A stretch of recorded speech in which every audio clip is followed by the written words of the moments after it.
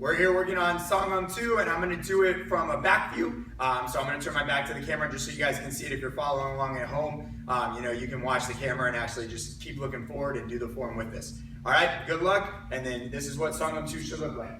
Check it out. Come in.